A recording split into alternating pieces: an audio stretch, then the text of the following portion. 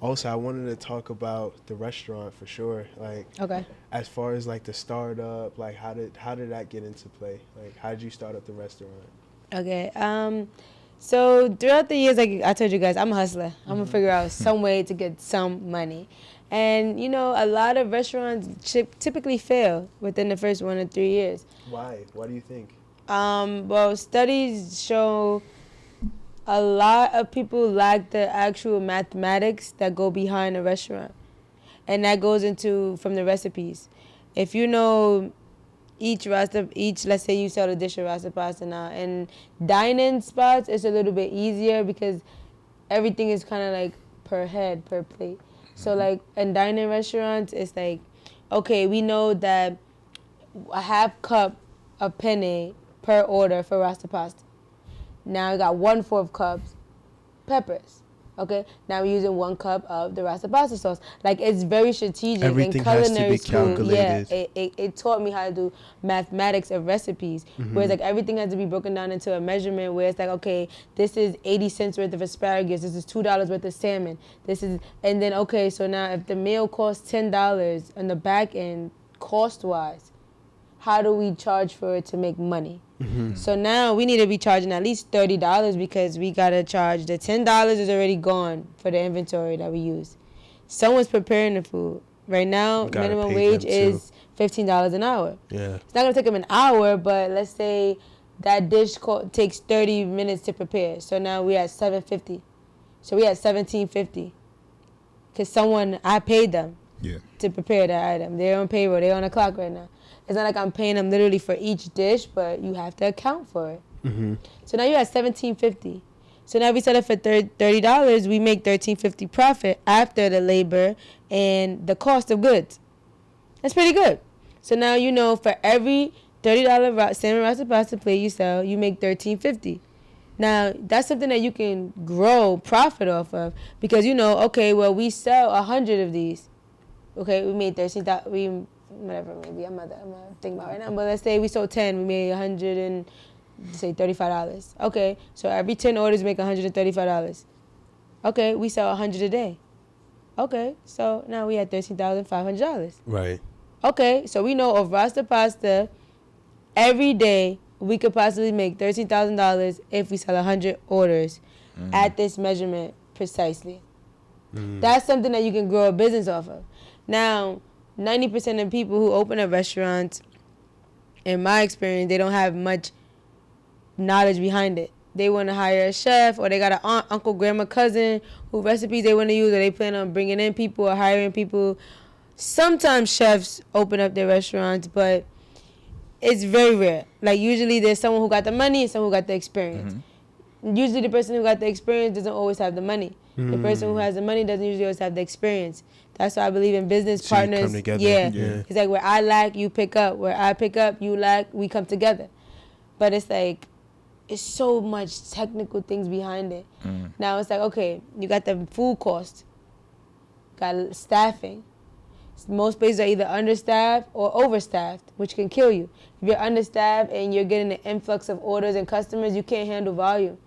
So the food quality is either going to be diminishing, or the people are not going to come back because the food took too long, or I was online for so long I just left. I'm mad now. I don't even know why I'm mad. Always.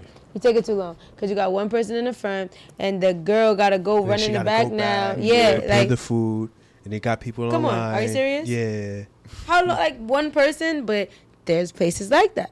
Then there's also other places where it's like, well, you got too much staff. You made $2,000 today, but your payroll was $1,500. You made $500 today, but that's not with the food.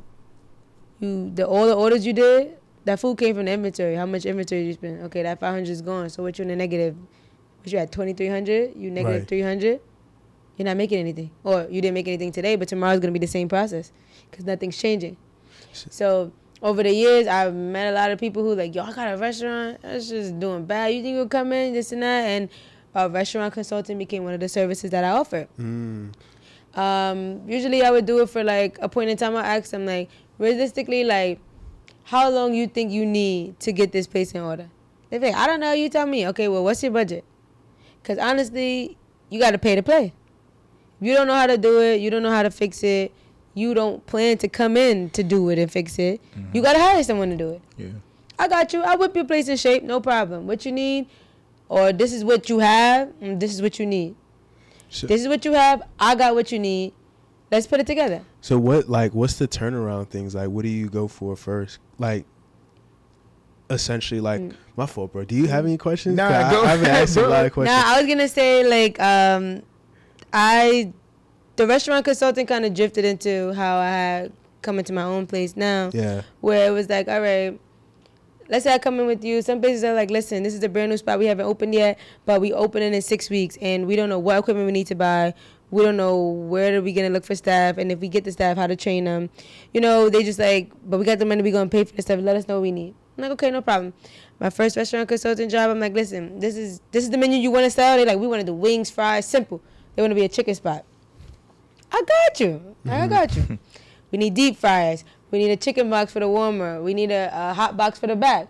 We're going to keep all the sides in the back already warm. You don't need to hire a chef or a large culinary team to be in here. The kitchen was small anyway. Let's get one person to come in, do all the chicken, all the sides. They had yams, mashed potatoes, broccoli, few things, fries. It was simple. It had like about 4 items. I said, okay. Mac holds in a warming box in the back. It's like a long box. You just put the racks in. You can keep Mac in it. Everything you need is warm, stays up to temperature for the health department.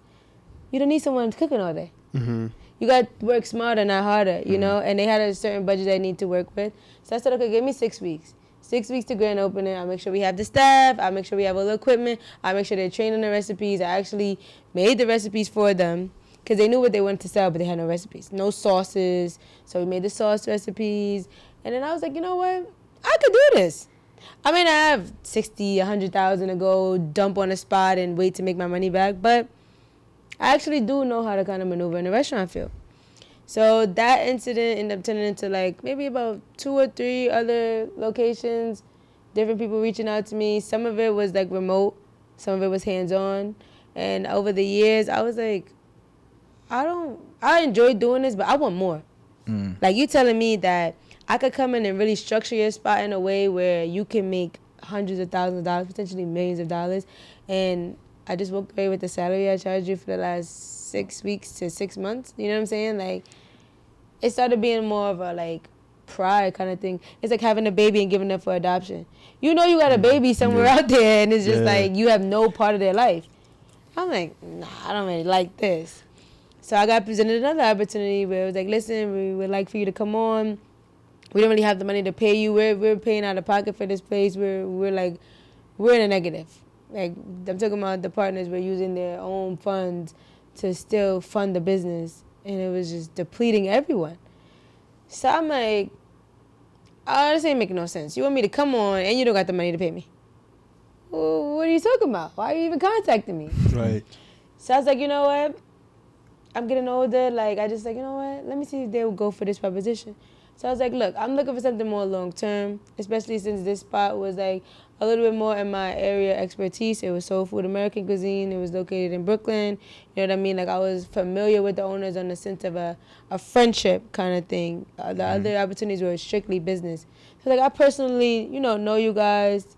Okay, let's see. What can we do? They're like, listen, I'm not going to lie. Like, we probably could offer you 25, 30%. I was like, I'll take it, because I was thinking less than that. Yeah, hell yeah, that's great. Now I'm at 50%, so it worked out over a 2-year time period. The other partners decided to step down, and my percentage was able to increase. Right.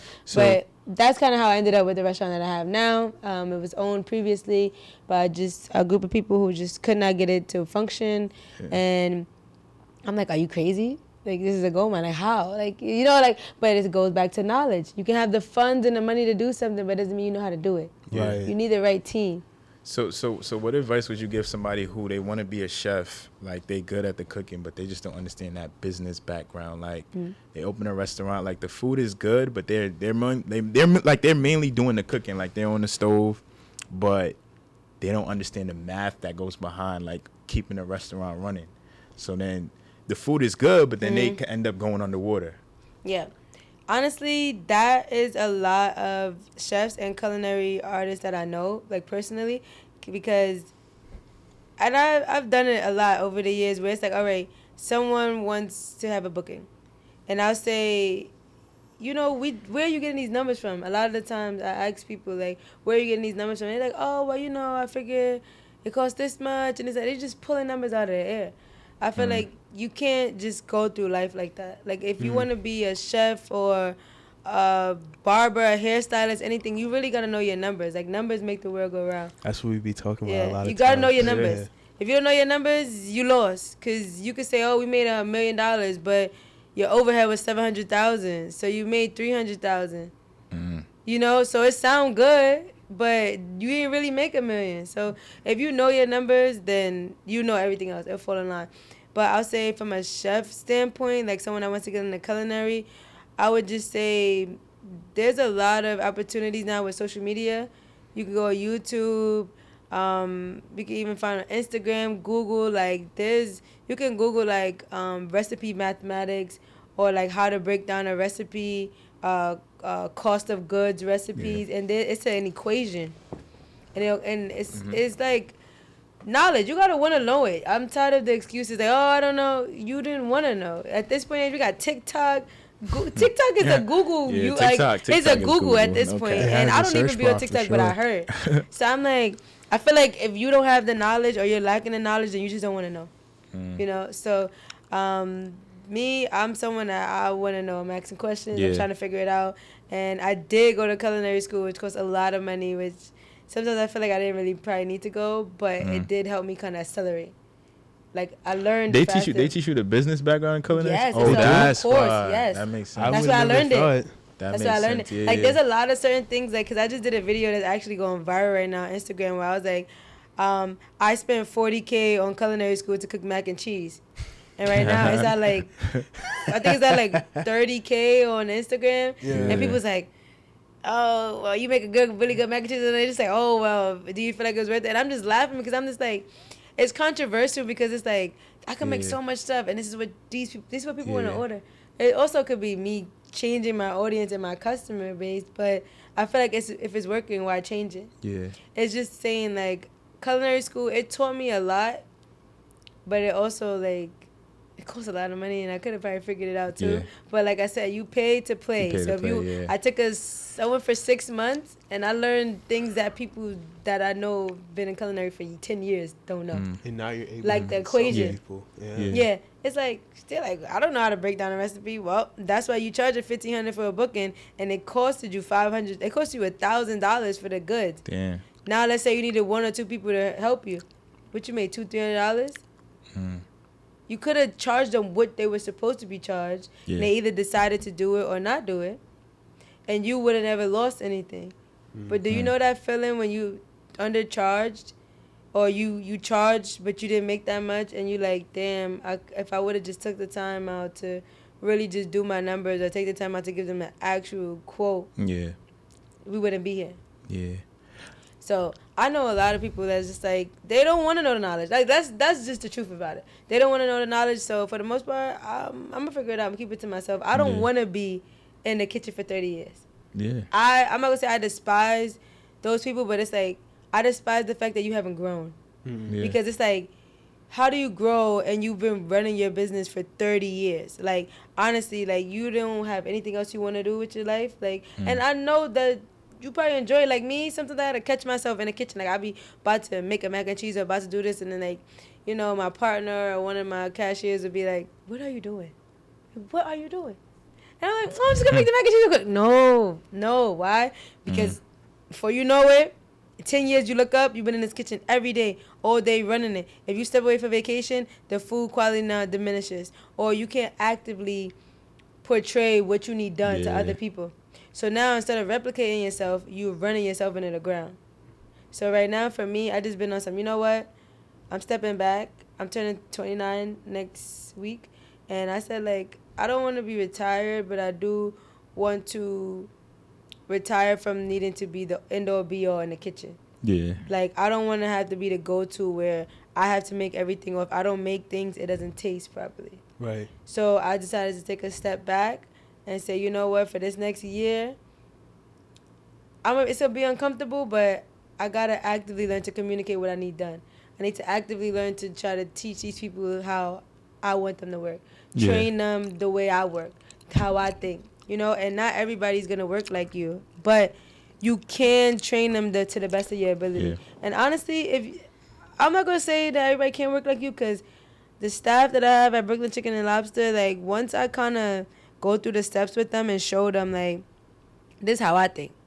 So if I'm making mac and cheese right now, I'm about to keep going back and forth to the fridge. You know what I'm gonna do? I'm gonna get my noodles, I'm gonna get my mac sauce, I'm gonna get my milk, I'm gonna get everything that I need, I'm gonna bring it out. I'm gonna put it here. You gotta set yourself up for success, you know? So it's like, okay, I got everything here that I need. Now what I'm doing, I'm gonna get my pot. Once I get my pot on, because it's gonna get hot, I don't wanna burn that milk. So, you know what I'm gonna do? I'm gonna wait. You, yeah, I'm know? gonna wait till I got all the ingredients. Then I'm gonna put my pot on to get hot. Then I put the milk in it. But I put my pot on and walk away to get my ingredients. When I come back, the pot's too hot, which is what they would do. But it's just because they're working. They're not working to be efficient or smart. Yeah.